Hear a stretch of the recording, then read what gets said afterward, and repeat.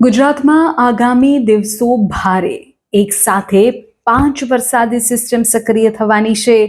હવામાન વિભાગનું રેડ અને ઓરેન્જ એલર્ટ છે.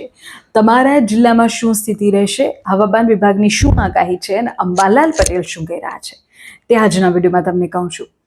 આગામી કેટલીક કલાકો ખૂબ મહત્વની છે, કારણ કે ગુજરાત પર એક સાથે 5 વરસાદી સિસ્ટમ સક્રિય થઈ ચૂકી છે. હવામાન વિભાગે રાજ્યના અનેક જિલ્લાઓમાં અત્યંત ભારે વરસાદની આગાહી કરી છે.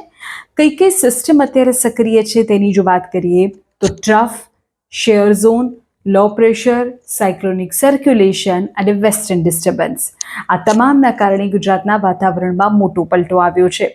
હવામાન વિભાગના જણાવ્યા અનુસાર આજે દક્ષિણ ગુજરાતના ભરૂચ, સુરત, નવસારી, વલસાડ, દમણ અને દાદરા નગર હવેલીમાં અત્યંત ભારે વરસાદની સંભાવના વ્યક્ત થઈ છે. વડોદરા, તાપી, ડાંગમાં પણ અતિ ભારે વરસાદની ચેતવણી છે. આણંદ, પંચમહાલ, છોટાઉદેપુરમાં પણ ભારે વરસાદની શક્યતા છે. જો તમે સૌરાષ્ટ્રથી છો તો સાંભળી લો, પોરબંદર, જુનાગઢ, ભાવનગર, ગીર સોમનાથમાં મેઘરાજા રૌદ્ર સ્વરૂપ ધારણ કરી શકે છે.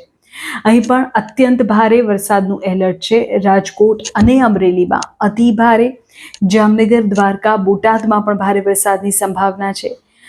અમદાવાદના લોકો માટે તો રાહતના સમાચાર એ છે કે અહીં સામાન્યથી મધ્યમ વરસાદી ઝાપટાની સંભાવના વ્યક્ત થઈ છે. બીજી તરફ અંબાલાલ પટેલે આગામી દિવસોમાં ચિંતાજનક વાતાવરણને લઈને આગાહી કરી છે. અંબાલાલ પટેલ એવું કહી રહ્યા છે કે આગામી 48 કલાકમાં અમદાવાદ અને ગાંધીનગરના કેટલાક ભાગોમાં સારો એવો વરસાદ પડશે. આ સિવાય 6 જુલાઈ સુધીમાં મહીસાગર, વડોદરા અને પંચમહાલમાં મુશળધાર વરસાદ પડી શકે છે. કેટલાક ભાગોમાં પૂરની સ્થિતિનું નિર્માણ પણ થઈ શકે છે. ઉત્તર ગુજરાત માટે પણ અંબાલાલ પટેલે મોટી આગાહી કરી છે. વેસ્ટર્ન ડિસ્ટર્બન્સ અને અરબી સમુદ્રના ભેજ સાથે બંગાળની ખાડીનો ભેજ પડવાને કારણે પાટડી, સમી, હારીજ અને બાંડલના વિસ્તારોમાં ભારેથી અતિ ભારે વરસાદ પડી શકે છે. એટલે કે જો તમે ઉત્તર ગુજરાતમાં રહો છો તો જરા સંભાળીને બહાર નીકળજો. જે પ્રકારે નદીના પટ વિસ્તાર છે ત્યાં જવાનું ટાળજો. અંબાલાલ પટેલે એમ પણ કહ્યું છે કે જુલાઈ મહિનામાં મધ્યપ્રદેશમાં થનારા ભારે વરસાદને કારણે નર્મદાના જળસ્તરમાં મોટો વધારો થશે. નર્મદા આપણી જીવાદોરી છે અને નર્મદા નદીનું જળસ્તર વધશે, જેના કારણે સાબરમતીમાં પણ પાણીની ધરખમ આવક જોવા મળશે.